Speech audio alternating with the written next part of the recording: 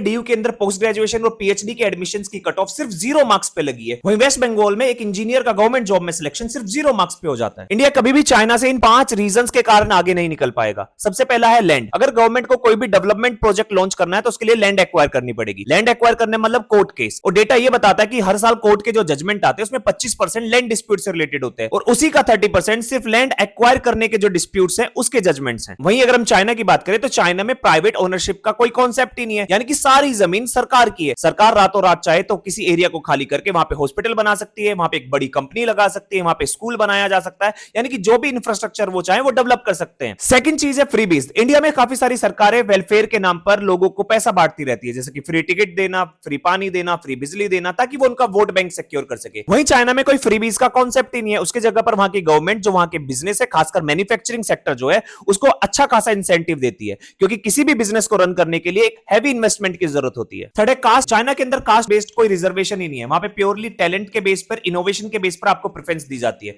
लेकिन वहीं हम इंडिया की बात करें तो इंडिया में कास्ट बेस्ड रिजर्वेशन है, जिसकी वजह से काफी सारा टैलेंट पीछे रह जाता है। इसका एग्जांपल है डीयू के अंदर पोस्ट ग्रेजुएशन और पीएचडी के एडमिशंस की कट ऑफ सिर्फ 0 मार्क्स पे लगी है। वहीं वेस्ट बंगाल में एक इंजीनियर का गवर्नमेंट जॉब में सिलेक्शन सिर्फ 0 मार्क्स पे हो जाता है। फोर्थ है रिलीजन। चाइना एक एथिस्ट कंट्री है, जिसकी वजह से वहां के सारे लोग साइंस एंड टेक्नोलॉजी और इनोवेशन पे फोकस करते हैं। लेकिन वहीं इंडिया के अंदर काफी सारे रिलीजन है, लोग रिलीजन पे ज्यादा बिलीव करते हैं, इसी वजह से वो साइंस टेक एंड इनोवेशन में ज्यादा फोकस नहीं कर पाते। फिफ्थ एंड मोस्ट इंपॉर्टेंट है पॉलिटिक्स। देखिए चाइनीज गवर्नमेंट को कम्युनिस्ट पार्टी रन करती है, वहां के पॉलिटिशियंस को लोकल लेवल से वोट लेना ही नहीं है, इस वजह से उनका फोकस वोट बैंक पर नहीं बल्कि डेवलपमेंट पे ज्यादा होता है। वहीं इंडिया में हर साल इतने सारे इलेक्शन होते हैं, वहां के पॉलिटिकल लीडर्स का फोकस वोट बैंक पे होता है, ना कि डेवलपमेंट पे। 2024 का डेटा यह बताता है कि लोकसभा में जितने भी एमपी उसमें 46% के अगेंस्ट क्रिमिनल केसेस है। वहीं 543 एमपी में से 243 एमपी यानी कि लगभग 47% ऐसे हैं जो कि ग्रेजुएट भी नहीं है। जब तक इंडिया इन 5 चीजों पे काम नहीं करेगा, इंडिया कभी भी चाइना को बीट नहीं कर पाएगा। आप क्या सोचते हैं, कमेंट बॉक्स में जरूर बताइएगा।